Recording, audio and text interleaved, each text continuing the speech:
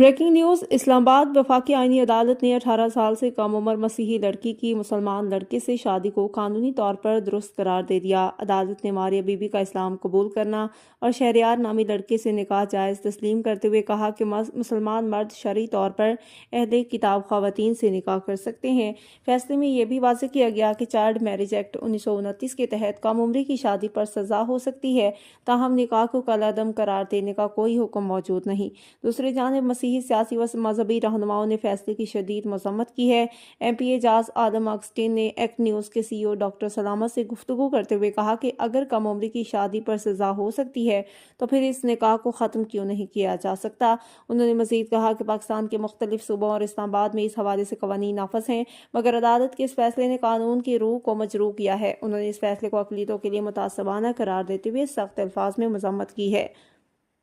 Act news کی screen پر آپ اس فیصلے کو دیکھ سکتے ہیں۔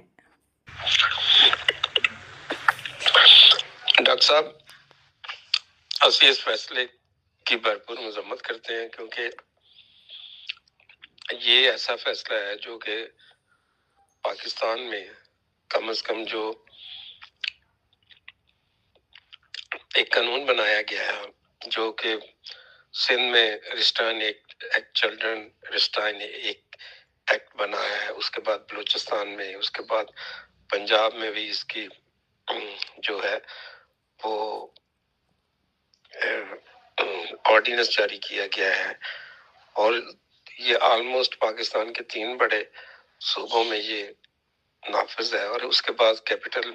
اسلام آباد میں بھی نافذ ہے۔ تو اس کی تو عدالت نے دھجیاں اڑا دی ہیں۔ انہوں نے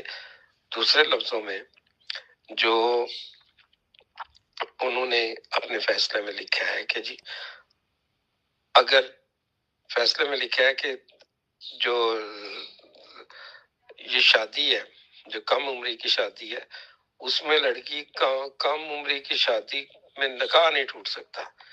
تو کم عمری شادی کی دفعہ کے تحت اس کو سزا دی سکتی ہے، لیکن نکاح نہیں ٹوٹے گا۔ تو بھائی میرے، پہلی تو بات یہ ججز کو سوچنی ہے کہ جب ایک کام ہی سٹارٹ ہی اس کا غلط ہوا ہے، تو کم عمری شادی پہ اگر جو ہے وہ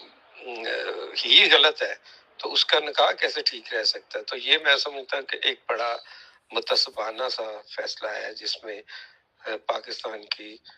جو اقلیتیں ہیں ان کے لیے یہ بہت بڑا ہے، کیونکہ آپ کو پتا ہے کہ فورس کنورژن جو ہے وہ اسی بنیادوں پہ تو ہوتی ہے۔